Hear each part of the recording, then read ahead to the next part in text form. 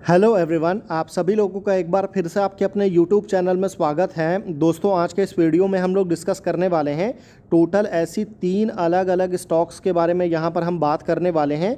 और देखिए, ये तीनों स्टॉक में कॉमन क्या है, तो ये तीनों स्टॉक यहाँ पर आपको अंडर वैल्यू है, सबसे पहली चीज़। और दूसरी चीज़ क्या है कि तीनों स्टॉक जो है ना, मैंने यहाँ पर जो डिस्कशन के लिए लिया है वो तीनों आपको यहाँ पर स्मॉल कैप की कैटेगरी में देखने को मिलेगा।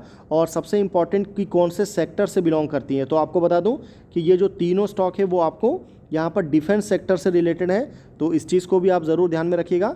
तो काफ़ी इन्फॉर्मेटिव वीडियो होने वाला है, तो वीडियो को पूरा एंड तक ज़रूर देखिएगा। तो चलिए फिर बिना किसी देरी के आगे बढ़ते हैं और एक एक करके जो है सारे स्टॉक को डिस्कस करते हैं।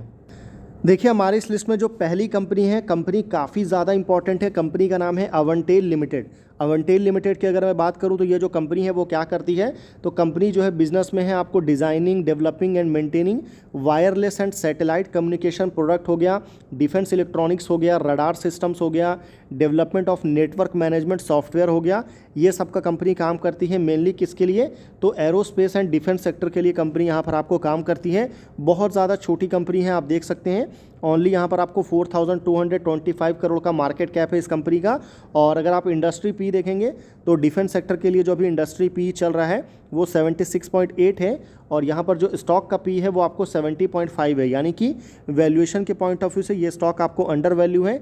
जैसा कि हमने प्रॉमिस किया था आपसे वीडियो के टाइटल में स्टार्टिंग में, आरओई अगर आप देखेंगे अवंटेल का तो शानदार है, 28.6%। आरओसी उससे भी ज़्यादा शानदार है जो कि 37% है। डेट का कोई बर्डन नहीं है, ओनली 26 करोड़ का डेट है। डेट टू इक्विटी आपको 0.1 देखने को मिलेगा। वहीं प्रमोटर की होल्डिंग अगर आप देखेंगे तो 38.5% का प्रमोटर होल्डिंग है।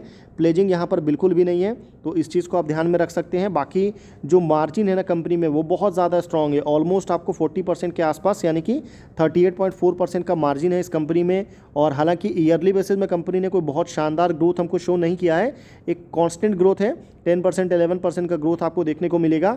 और यहाँ पर अगर मैं आपको बताऊँ ना कंपनी के रिसेंट क्वार्टर में, तो कंपनी के नंबर्स कंसिस्टेंट नहीं रहे हैं। अगर आप देखेंगे अवंटेल के केस में तो किसी क्वार्टर में कंपनी के नंबर जो है सीधा 77 करोड़ है, और उसके बाद अगर आप देखेंगे तो यहाँ से सिर्फ आपको 49 करोड़ है, फिर आपको बीच में 41 भी है, फिर आपको 70 भी है। तो काफ़ी सारा अप्स एंड डाउन्स आपको देखने को मिलेगा। और नॉर्मली अगर कोई ऐसी कंपनी है जो कि 4000 करोड़ के मार्केट कैप वाली कंपनी है, और अगर आप उससे ये एक्सपेक्ट करते हैं कि कंपनी क्वार्टर ऑन क्वार्टर में बिल्कुल आपको कंसिस्टेंट बेसिस में ग्रोथ शो करे, तो ये प्रैक्टिकली पॉसिबल नहीं है। क्योंकि हमने ऐसा देखा है कि पास्ट में मिड कैप कंपनी हो या लार्ज कैप कंपनी भी जो है ना, वो क्वार्टर ऑन क्वार्टर में ग्रोथ जो है वो मेंटेन नहीं कर पाती है। यहाँ पर जो है ना आपको कंपनी का एक्चुअल ग्रोथ जो है वो आपको कहाँ पता चलेगा, तो ईयर ऑन ईयर में पता चलेगा। पर यहाँ पर भी अगर आप देखेंगे तो कोई बहुत ज़्यादा शानदार ग्रोथ जो है कंपनी ने अभी रिसेंट के ईयर में नहीं दिखाया है। 224 करोड़ से बढ़ करके 248 करोड़ ज़रूर आया है, 11% के आसपास का यहाँ पर सेल्स ग्रोथ हुआ है। पर इससे पहले कंपनी ने जो है शानदार ग्रोथ हमको पिछले 4 सालों में शो किया था।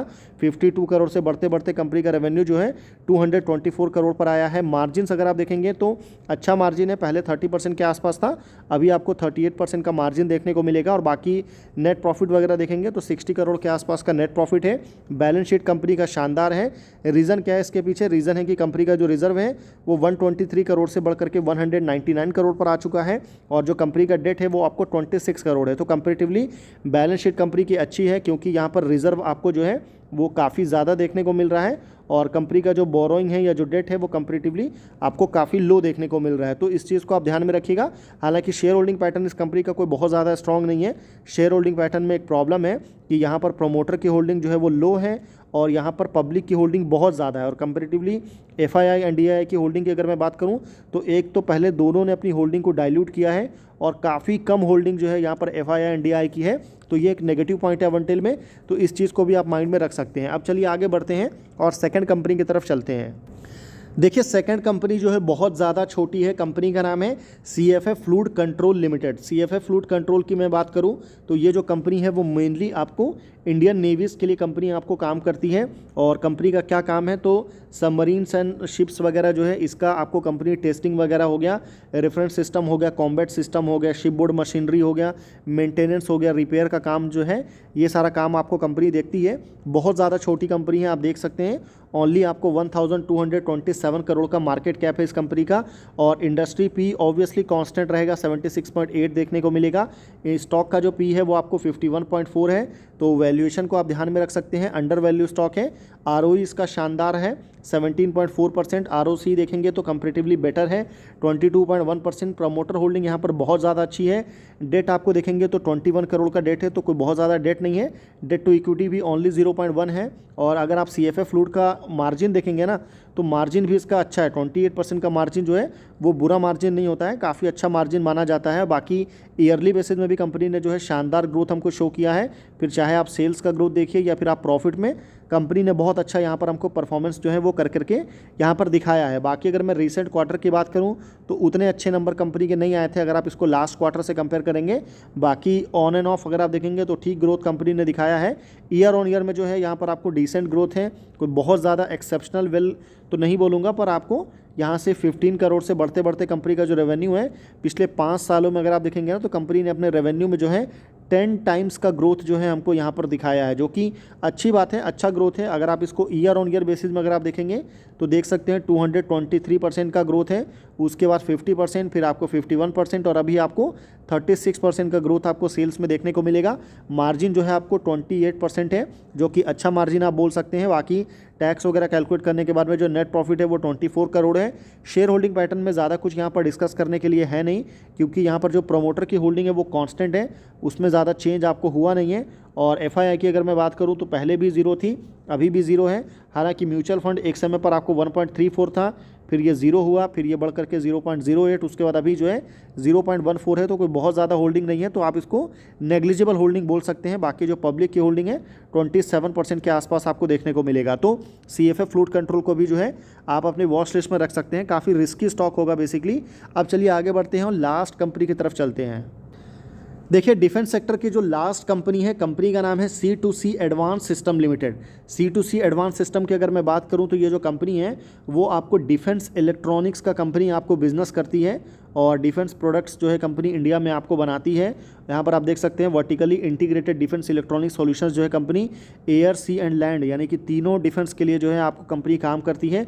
बहुत ज़्यादा छोटी कंपनी है, आप देख सकते हैं साइज़ में ओनली 1045 करोड़ का मार्केट कैप है। ऑब्वियसली स्टॉक इंडस्ट्री का जो पी है वो तीनों कंपनी के लिए कांस्टेंट रहेगा, 76.8 है। स्टॉक का पी आप देख सकते हैं 36.2 है, यानी कि वैल्यूएशन के पॉइंट ऑफ व्यू से ये स्टॉक यहाँ पर आपको अंडर वैल्यू है। ROE आप देखेंगे तो 21% का यहाँ पर आपको ROE देखने को मिलेगा। ROC जो है वो आपको 26% है। प्रमोटर की होल्डिंग कंपैरेटिवली लो है 41%। डेट आपको देखने को मिलेगा 47 करोड़ के आसपास, और डेट टू इक्विटी जो है वो कंट्रोल में है 0.24। हालांकि C2C एडवांस में सबसे अच्छी बात क्या है ना कि कंपनी ने ईयर ऑन ईयर में अगर आप कंपनी का सेल्स ग्रोथ देखेंगे या प्रॉफिट ग्रोथ देखेंगे तो वो बहुत ज़्यादा इंप्रेसिव है, 180%, 133%। मार्जिन्स वगैरह भी कंपनी के काफ़ी शानदार है, 36% का मार्जिन जो है वो आपको यहाँ पर देखने को मिलेगा। बाकी कंपनी ने जो है ना यहाँ पर रिसेंट क्वार्टर में जो है कंपनी के नंबर्स जो हैं वो अच्छे आए थे, मतलब हाफ ईयरली और हाफ ईयरली में कंपनी ने शानदार ग्रोथ शो किया था। 43 करोड़ से बढ़कर के 72 करोड़, मार्जिन भी जो है वो 32% से बढ़कर के 39% हो गया।